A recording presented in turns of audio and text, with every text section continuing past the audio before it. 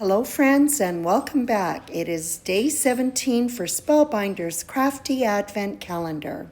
And what a sweet surprise Spellbinders has in store for us today. So many opportunities to create with this super sweet postage nesting die set. I know it's not even Christmas and I'm thinking about spring. It's cold where I live, so at least the thought of warmer days ahead can warm my heart, if not my hands.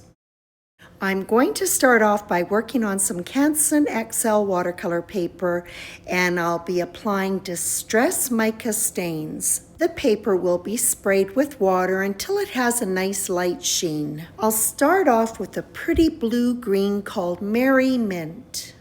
Then I'll add in some fresh blossom, and I'll finish up with a dark blue called Winter Frost, and then add some more water to help the colors move together. Typically, I would just let the panels dry naturally and find some other things to do, but I have some time constraints today, so out comes the heat tool.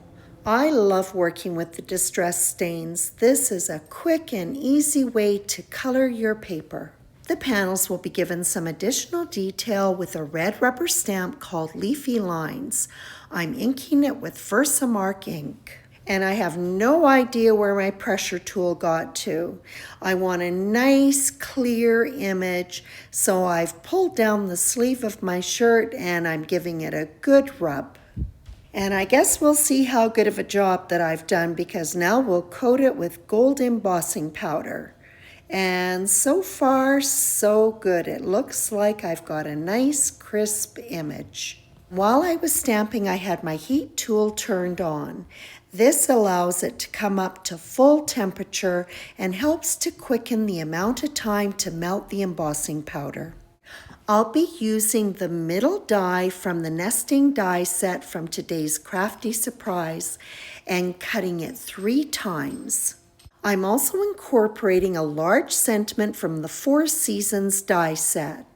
The shadow die for spring has been used to cut the embossed panel, and the scripty word has been cut from gold foil cardstock. To add some dimension, the postage stamps will be mounted onto foam die cuts. I'll also be foam mounting the scripty word spring. The letters are easily lined up to the foam die cuts. I'll set it aside to dry completely before the excess foam is removed. I'll be using 2 dies from A2 Matting Basics. The smaller one will be used to cut the black cardstock. I'll go about 2 sizes up, and that one will be used to cut gold foil cardstock. This will give me a nice bold gold border. The gold panel is adhered to an A2 size black card base in landscape orientation. Then the black panel is centered on the gold one. I'll be using the sentiment dies from day 10 as a secondary sentiment. This set is made up of 3 words, and each word will be adhered to one of the postage stamps. The adhesive attaching the foam to the spring sentiment was dry, and I was able to remove it from the excess foam. Now it can be adhered to the shadow die cut. Next, the stamps will be adhered to the bottom of the black panel, leaving just a thin border. The 2 ends will extend out onto the gold foil border. The main sentiment will be centered on the black space that is left over above the postage stamps. So I thought my secondary sentiment in gold foil was getting lost on that background of gold embossed leaves. So I've die cut those sentiments again out of black cardstock.